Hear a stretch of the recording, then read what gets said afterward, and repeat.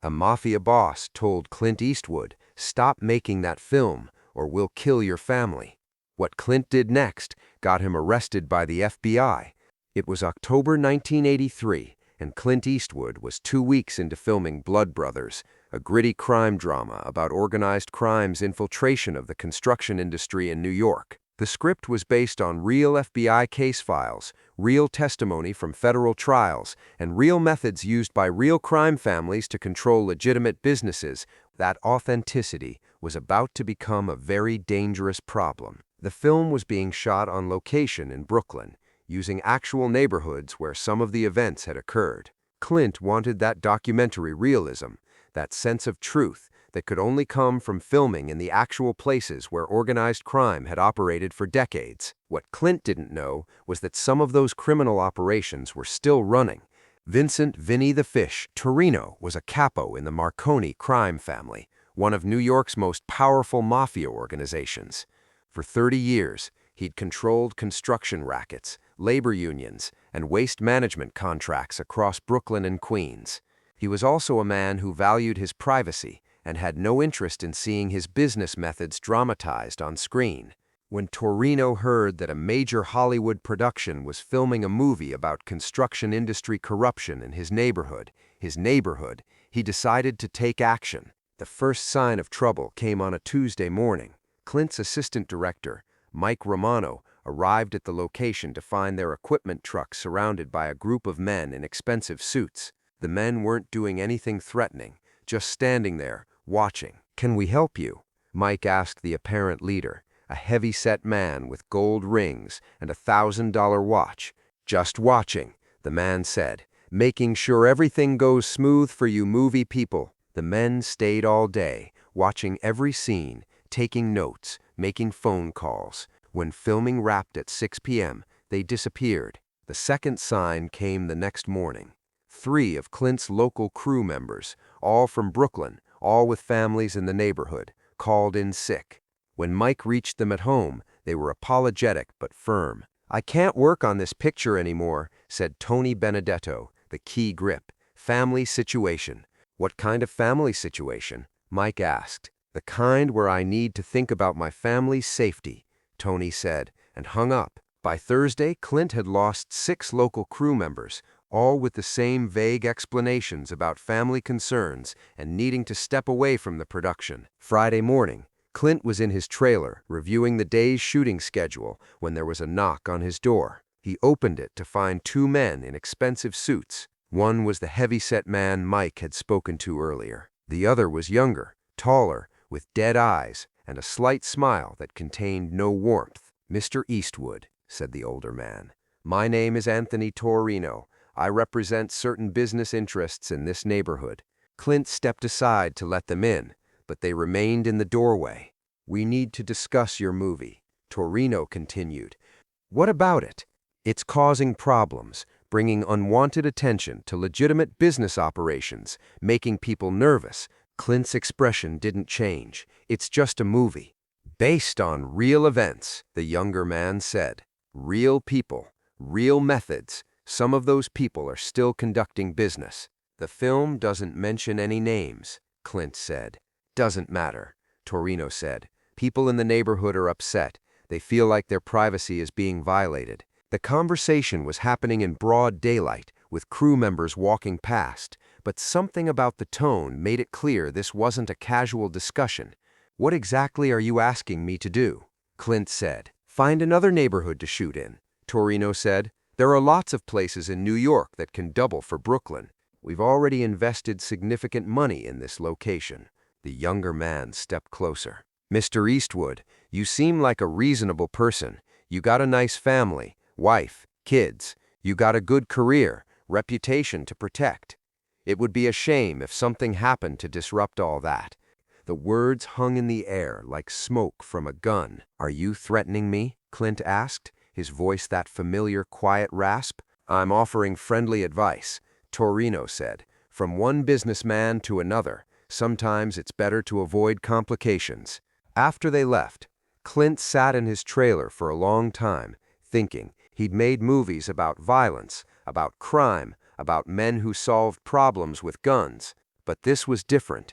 This was real. That evening, Clint called a meeting with his key department heads, his cinematographer, production manager, first AD, and producer. They met in Clint's hotel suite, away from the production office. "We have a situation," Clint began, and explained the encounter. "Jesus, Clint," said producer Frank Kellerman, "these aren't characters from a script.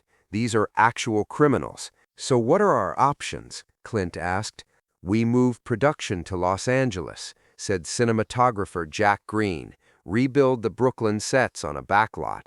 It'll cost money, but it's safer. Or we move to another neighborhood in New York," suggested first AD David Valdez. "Find somewhere these guys don't operate." Clint was quiet for a moment. Then he said something that surprised everyone in the room.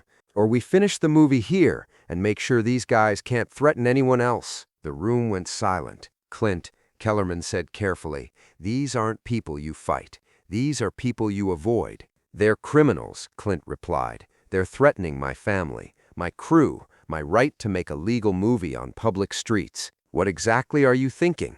Valdez asked. "I'm thinking the FBI might be interested to know that the Marconi family is still operating construction rackets in Brooklyn." The next morning, instead of going to the set, Clint went to Federal Plaza in Lower Manhattan. He walked into the FBI field office and asked to speak to someone about organized crime. Special Agent Patricia Hayes had been investigating the Marconi family for 3 years. She was a 12-year veteran of the Bureau, specializing in RICO cases and organized crime prosecutions. When Clint Eastwood walked into her office, she thought someone was playing a practical joke. "Mr. Eastwood," she said, "I have to admit, this isn't exactly routine." Clint explained the situation, the threats, the intimidation, the clear implication that his family's safety was at risk if he continued filming. "Can you prove these threats were made?" Agent Hayes asked. "They were made in front of my trailer, in broad daylight, with crew members nearby."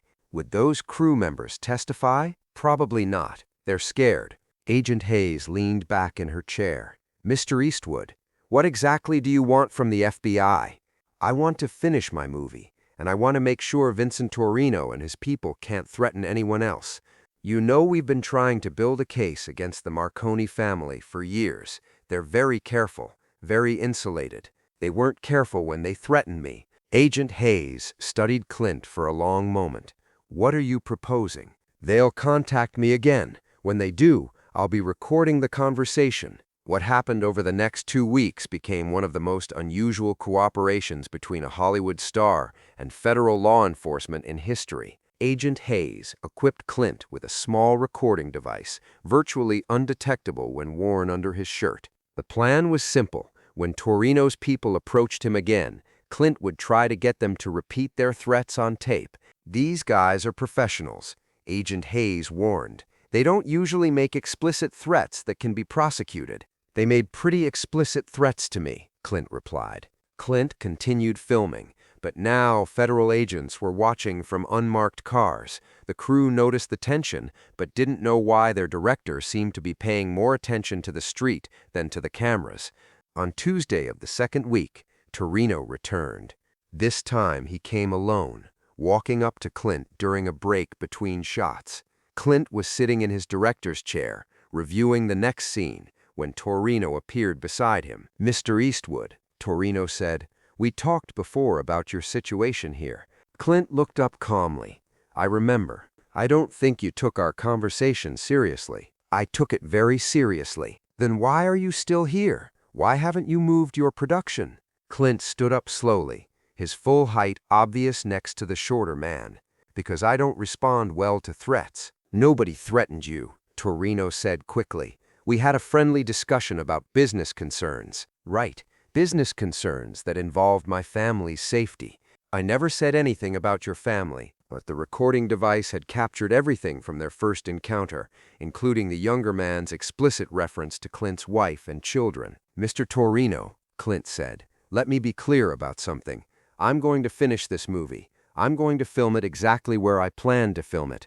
And if you or anyone associated with you interferes with my production or threatens my people again, there will be consequences." Torrino's face darkened. "You don't understand who you're dealing with." I understand perfectly. You're criminals who think you can intimidate people into submission.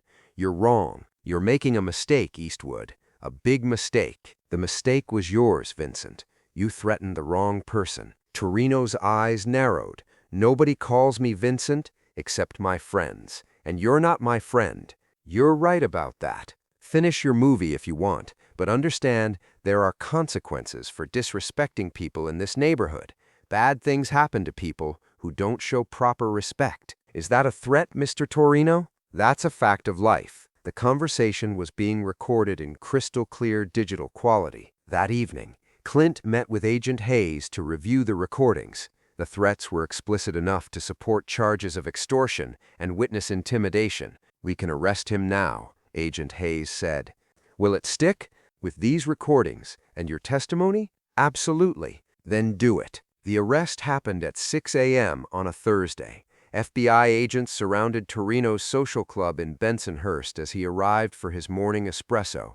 The arrest was coordinated with raids on 5 other locations associated with the Marconi family's construction operations. Vincent Torrino was charged with extortion, witness intimidation, and conspiracy to interfere with a federal investigation. The recordings of his conversations with Clint were played at his trial, along with testimony from 3 FBI agents who had witnessed the encounters. Torrino was convicted on all charges and sentenced to 8 years in federal prison. Blood Brothers was completed on schedule and on budget. The film earned critical acclaim and commercial success, grossing over $150 million worldwide.